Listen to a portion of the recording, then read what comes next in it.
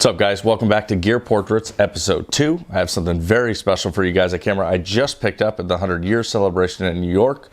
Let's jump into this thing and check it out. All right, so what is this thing? What is this new camera that I picked up? Well, I'm going to read the brochure so I get it just perfect here. It's a Leica M11, 100 years of Leica, and this one specifically is the New York, USA edition. So you guys may have heard, but it's the Leica 100-year anniversary. That's why this camera exists. And they're actually doing 6 celebrations in different regions all around the world to celebrate. Now, I believe, if I'm not wrong, they started off in Dubai, and they did one in Milan, Italy. Last week, I just got back from New York. That was the one for North America. Next, they're going to go to Wetzlar in June, and then Shanghai, Tokyo, maybe one other. Is that 6? I don't know. But anyways, those are some of the cities that they're going to. And basically what they're doing, they're making a total of 600 cameras, and each region gets 100 of those. And they're numbered number 1 through 100. So you're going to have 100 of Milan edition, 100 Dubai edition, 100 New York edition, etc., until they reach that 600 cameras total. Now what I have here, like I mentioned, it is the New York edition. And for me personally, this one's pretty special because I was lucky enough, thanks to everybody at Leica, Rob at the Leica store in New York, the whole team there, Sire, everybody for helping me out. I got number 100 out of 100, so I'm pretty excited about that. Now, I'm not going to fully unbox this thing. I actually did a little unboxing video on my Instagram that you may have seen with my buddy Gajan and Jason. We kind of tear into this thing and show every little aspect of the unboxing. But what I do want to talk about is what unique in the packaging the camera does come with, so I'll show a little bit of that. But mainly, I want to talk about the history behind why this camera exists, why it looks the way it does. Because I haven't really seen any, I mean, first of all, I haven't really seen too many photos and video coverage or anything of the other versions that have come out, just a few like cell phone pictures, and of course Leica's, standard marketing stuff that they release. So I did want to show the camera, kind of, what makes it unique in the look of it, but also talk about the history. And let's talk about why is this camera black with these silver dials. That's the main thing I want to jump into. All right, so the first thing you're going to notice right away, they've done a lot of kind of rebranding of the packaging here. So you see 100 years of Leica on the front there. You get your number up here. So like I said, I'm number 100 out of 100. Inside the box, there's a certificate of authenticity, also with that 100 years branding. And inside, it's a handwritten kind of confirmation of authenticity, also showing that number 100 out of 100. Now, if we jump into the box here, we open this thing up. This is that new style of M11 packaging that we're getting used to. Pull this thing out here, get rid of this outer box. So what you'll see inside here on this band that wraps around the packaging, it has the Leica 100 logo in the front there. Then you come around here, you see number 100 of 100, and that 100 years of Leica M11 branding again. All right, so I got a few things here I want to talk about. Let's jump into this color scheme. Now, what this is referred to, you'll notice it's a black lacquer, so glossy black paint finish on the top plate. It's made of brass, but you see silver dials, and you might be asking yourself, why silver dials? Of course, it looks good with the silver lens like this. Now, I haven't officially been told this by Leica, but I'm just assuming someone that's really into the history is kind of crazy like I am, and I'm assuming this camera is a throwback to what I'm going to talk about here. Now, what this is actually called, they call it a reverse panda. So initially there was a panda camera called an M6. I'll throw an image here. It was a silver top plate with black kind of controls like the advanced lever. The story behind that and the panda and kind of how that name started, honestly, Leica was really struggling at that time, and they were just kind of throwing together cameras and spare parts that they had to try to survive. So that's what the M6 Panda initially came from. Now, the reason this is called a reverse Panda is because instead of silver with black, it's black with silver. Okay, now let's jump into the original reason and why I think this camera exists as it does.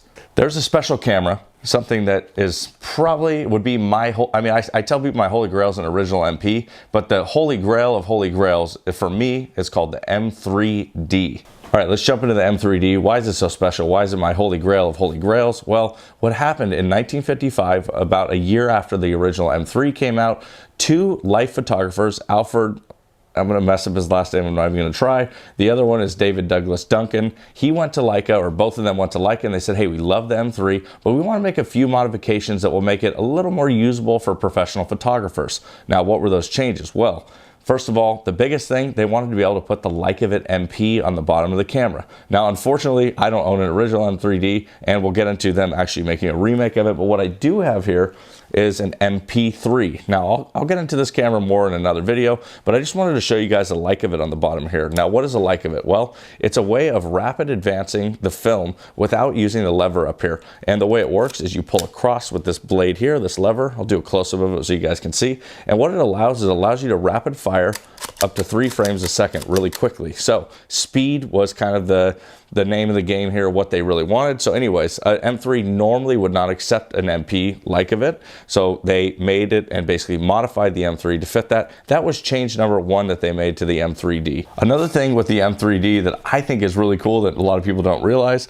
is what they did. They replaced the typical glass counting window for your frames, and they put it with what was considered, you know, but mechanically and by Leica to be not an inferior system, but kind of a more inexpensive way of doing it. And that is the M2 style winding counter here, where you have to manually reset it. Now you might ask yourself, why would you want that? The M3's window is beautiful. It's a feat of mechanical engineering, especially in the 1950s. Now the reason for that is these photographers were in war times and kind of in crazy conditions where there might be blasts of things going off and explosions, and they thought that the M2 counter was a little more resistant to that type of thing. It wasn't prone to cracking like potentially the M3s. So that is another feature. So really the 2 big things, the Leica they wanted to add to the M3, and they wanted that M2 style manually resetting frame counter. And the big thing behind all these cameras, these were the 2 basically prototypes that Leica said, you know what, these are actually good ideas once they did it. And that led to the original Leica MP, which I've done a video on before if you guys want to go check that out. That is what I would say is the holy grail, but the M3D being the prototype, kind of the pre-series for that, is why I call it the holy grail of holy grails, because it came before that. And I believe an original M3D sold like, if I'm not mistaken, $4.5 million a little while ago in an auction. So I believe it's one of the most expensive modern cameras sold, other than kind of some of the really old Leicas. But as far as an M goes, I'm pretty sure it's the most expensive. So something you'll notice if you look up the M3D, the last thing I'll mention about it, they actually have done 2 versions. Now they made an original one, of course, in 1955, like I talked about, but then in, I believe, 2014, they took the MA, they made a bunch of modifications to it. Lars Netafil kind of orchestrated this and had it happen a little bit, and they actually made a remake of the M3D. Now, this is my holy grail modern camera, if I, you know, could have anything other than my MP3 here, and they completely recreated it. I mean, they did all these different things. I'm going to leave a link to one that's for sale on my buddy Joe for Mint and Rare's website. They kind of have like a little bit more history talking about it, so it's pretty cool. I think they made like 16 or 17 remakes, like around total of 20 cameras. So yeah, it's pretty cool. There's an original one you can check out, which I'll put some photos of course, and then we have this remake as well, which is so beautiful. And even the remake, like you'll see, is close to $300,000. Completely insane. Like I said, this is nothing officially from Leica, but I do really believe that they took the color scheme inspiration from the original M3D, from the remake M3D, and put it into this camera. As you can see, black paint top plate, silver dials, like I talked about. So I really think that this is a very special camera to me, because like I said, the M3D is not something people even really have heard of. Even like some pretty hardcore collectors, you know, I tell them about the M3D. I've told people kind of about the story on this, and they're like, well, I never have heard about that. So rather than do just the normal unboxing, I wanted to show a few different things. I wanted to talk about the M3D, why it's significant to this camera. Also, one little thing we have here, I think it's like a real leather, like a Togo shrunken calf that they changed on the camera as well. But overall, this M11 100 years edition on the surface may not seem that special, but to me, with the M3D, why I love it so much, now you can see why this camera is so special to me. All right, I hope you guys enjoyed taking a look at this M11 100 years edition New York reverse Panda. It's a really cool camera to me. I hope you guys see now a little bit more why personally to me it's so special and why I love this color scheme so much.